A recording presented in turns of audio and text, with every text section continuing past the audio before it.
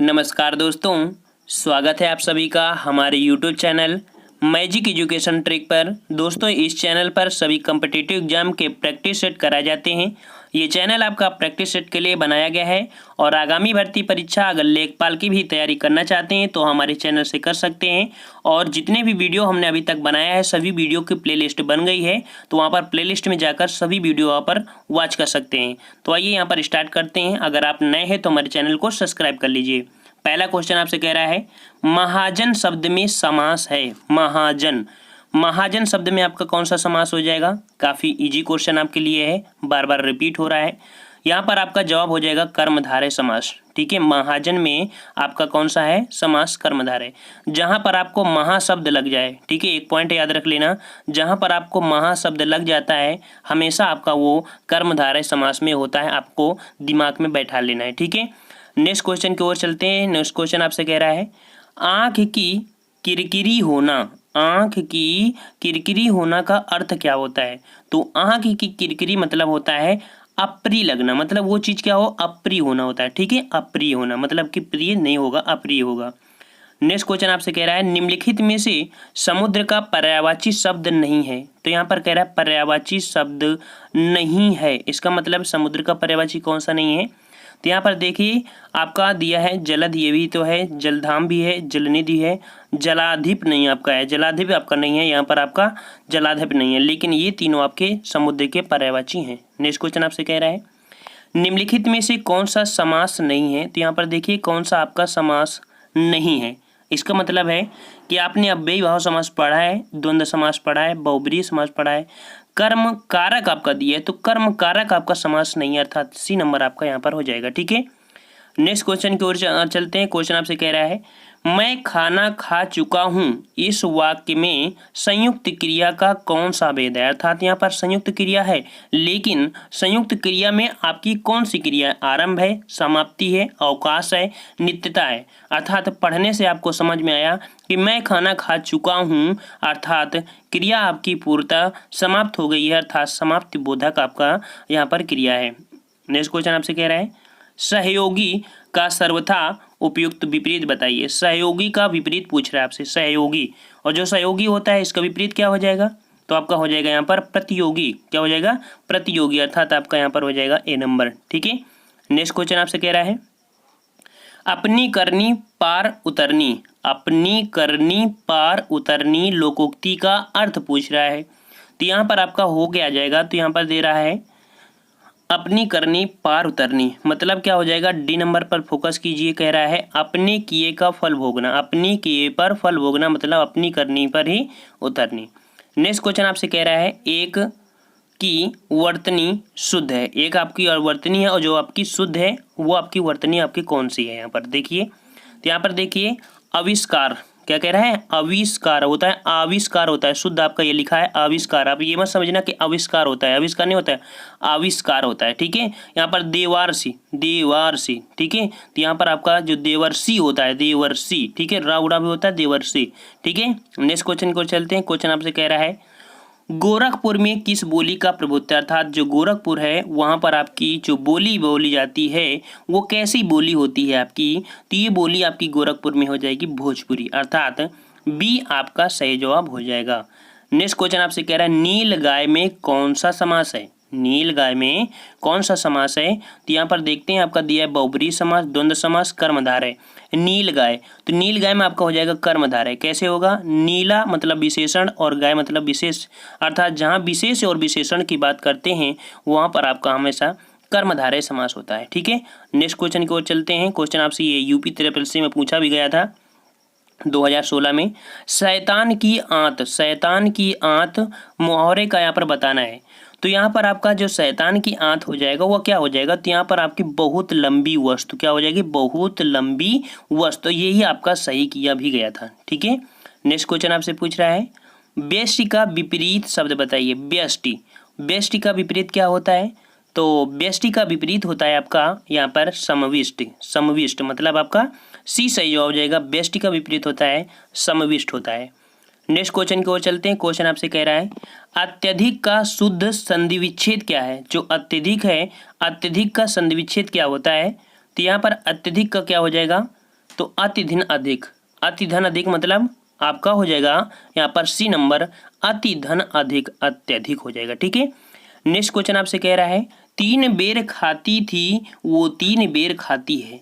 पंक्ति में अलंकार पूछ रहा है, तो यहाँ पर अलंकार क्या होगा, 3 बेर खाती थी वो 3 बेर खाती, अर्थात यहाँ पर हो जाएगा यमक अलंकार। ठीक है, 3 बार खाती थी मतलब 3 बेर है, मतलब उसी चीज को बोला 3 बेर खा रही थी और 3 बार मतलब 3 टाइम खाती थी, 3 बार खाती थी, अर्थात यहाँ पर आपका हो जाएगा यमक अलंकार।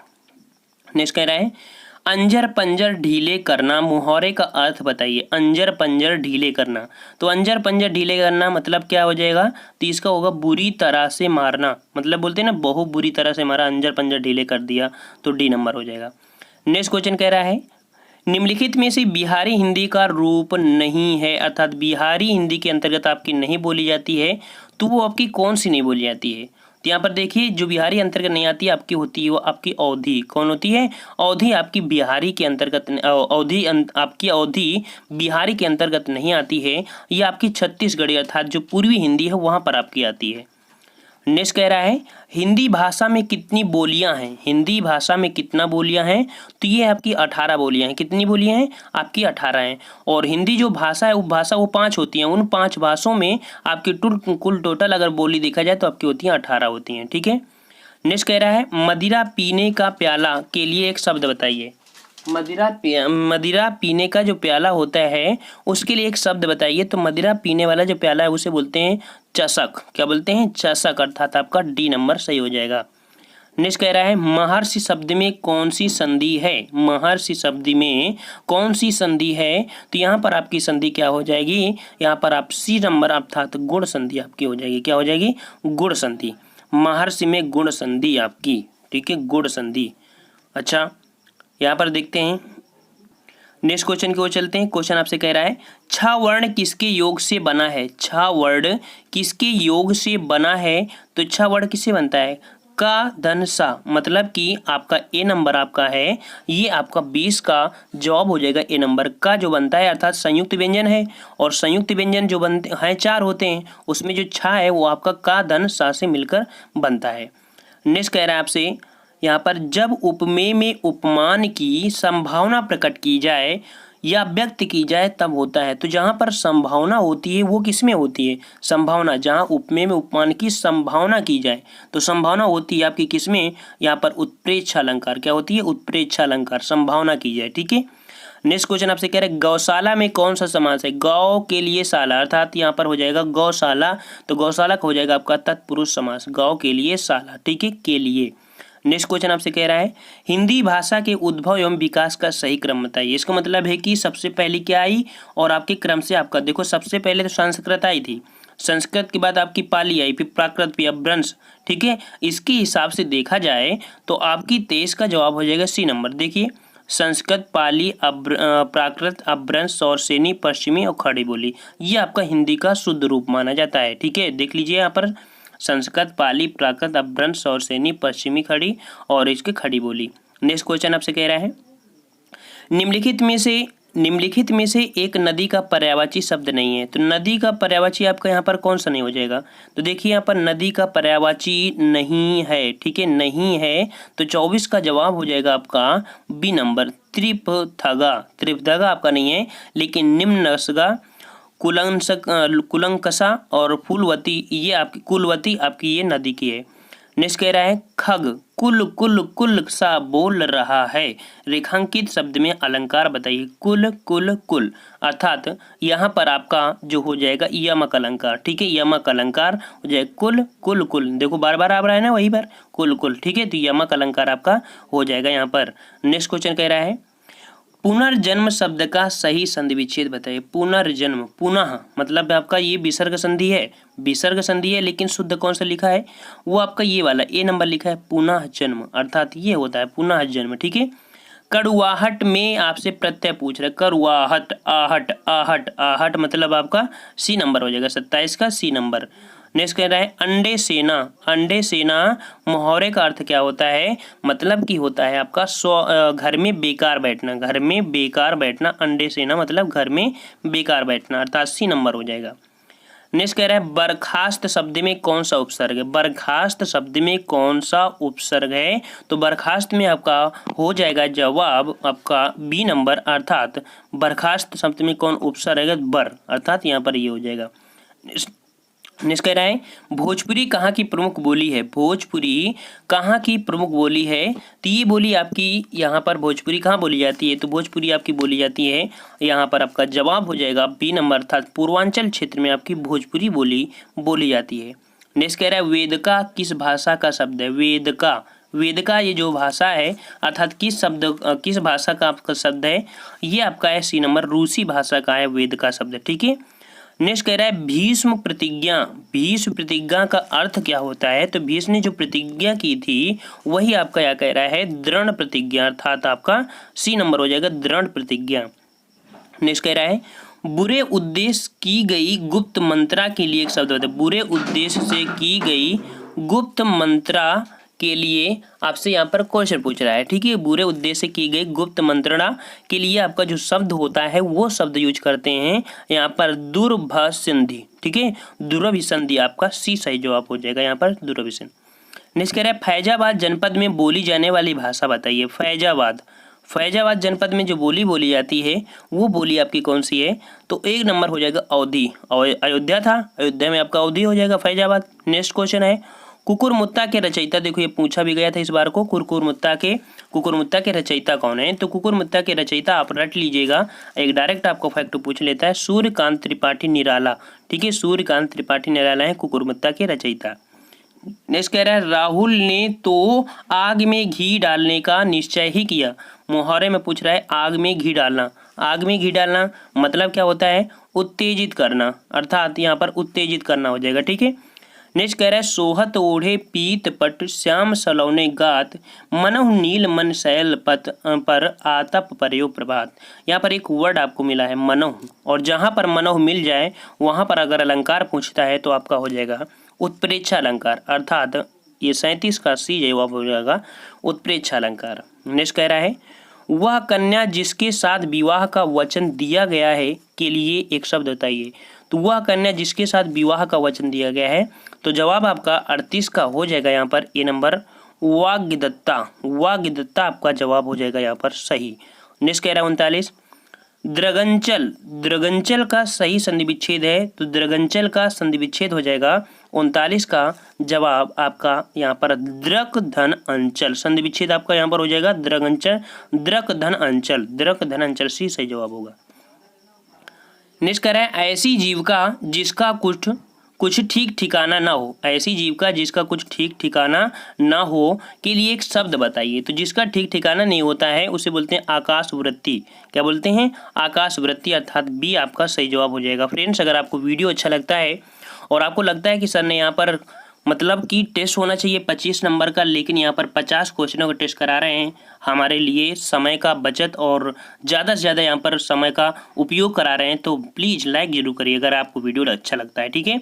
यहाँ पर दे रहा है युद्ध की इच्छा रखने वाला। युद्ध की इच्छा रखने वाला के लिए शब्द क्या होगा, तो युद्ध की इच्छा अगर रखता है तो उसे बोलते हैं यहाँ पर युयुत्स, अर्थात युयुत्स। यहाँ पर आपका डी सही जवाब हो जाएगा। नेक्स्ट कह रहा है एक तद्भव शब्द है। एक तद्भव शब्द है, तो तद्भव शब्द यहाँ पर आपका 42 का हो जाएगा कौन, तो ये अटल जो आपका दिया है ये आपका तद्भव है, ठीक है। 42 का ए नंबर आपका तद्भव है।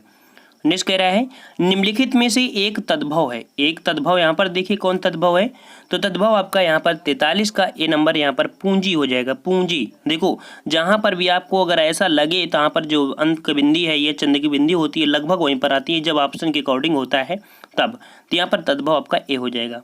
नेक्स्ट कह रहा है अनुदिनम।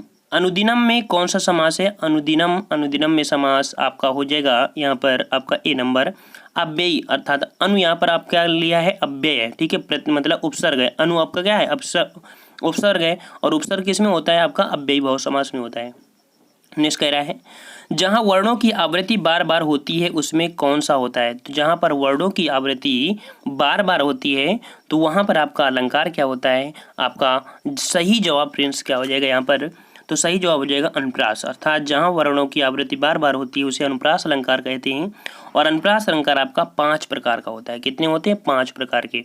नेक्स्ट क्वेश्चन आपसे कह रहा है क्रिया विशेषण का अन्य नाम क्या है। क्रिया विशेषण का अन्य नाम पूछा है तो अन्य नाम होता है अविकारी विशेषण। अर्थात जो क्रिया होती है वो आपकी किस में आती है, वो हमेशा आती है विकारी में, लेकिन अविकारी शब्द जो क्रिया विशेषण होते हैं वो आपके होते हैं किस में, अविकारी शब्द में आते हैं। ठीक है।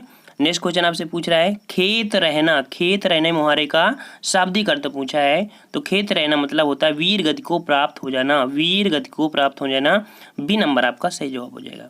नेक्स्ट क्वेश्चन आपसे कह रहा है महाशय शब्द में सही संधि विच्छेद बताइए। महाशय शब्द में सही संधि विच्छेद पूछ रहा है तो सही संधि विच्छेद आपका क्या हो जाएगा, 48 का सी, अर्थात महाधन आशय। महाधन आशय सी सही जवाब हो जाएगा आपका। नेक्स्ट कह रहा है व्यर्थ शब्द में किन वर्णों की संधि हुई है। तो व्यर्थ शब्द में किन वर्णों की आपकी संधि हुई है, अर्थात यहाँ पर जवाब आपका 49 का हो जाएगा। व्यर्थ शब्द व्यर्थ में हो जाएगा ई धन आ। ई धन आ आपका यहाँ पर व्यर्थ की आपकी संधि है। ठीक है।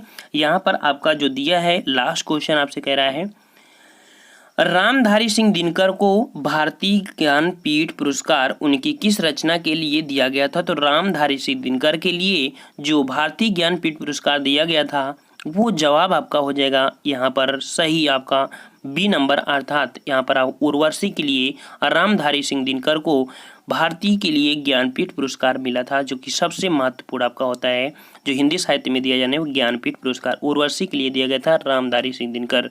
तो फ्रेंड्स ये हुए आपके 50 क्वेश्चन। अगर आपको वीडियो अच्छा लगता है तो वीडियो को लाइक जरूर करना, साथ में यहाँ पर आपको कमेंट करना है। कमेंट ये करना है जो आपके ये होते हैं चिन्ह, कौन से चिन्ह होते हैं आपके, जैसे होता है ना अल्प विराम, उपविराम, ठीक है, ये होते हैं पूर्ण विराम। इस प्रकार के कुल कितने विराम होते हैं आपको कमेंट करके बताना है। कुल कितने आपके विराम होते हैं आपको कमेंट करके बताना है। ठीक है। जो रुके जाते हैं अर्थात विराम चिन्ह जो होते हैं, विराम चिन्हों की संख्या कितनी आपको कमेंट करके आज इस वीडियो में बताना है। अगर आपको वीडियो अच्छा लगा है तो लाइक जरूर करिए, और आगामी जितने वीडियो अगर आपको चाहते हैं कि अच्छा लगा है तो हम आगामी प्रतियोगिता के लिए जुड़ जाएँ यहाँ से, तो आप जुड़ सकते हैं। वीडियो को लाइक भी कर सकते हैं और शेयर भी कर सकते हैं, और साथ में सब्सक्राइब करने के साथ साथ बेल आइकन को जरूर दबाइएगा तभी आपको पूरी वीडियो आपको मिल पाए। तो फ्रेंड्स मिलते हैं नेक्स्ट वीडियो में, तब तक के लिए धन्यवाद। जय हिंद, जय भारत।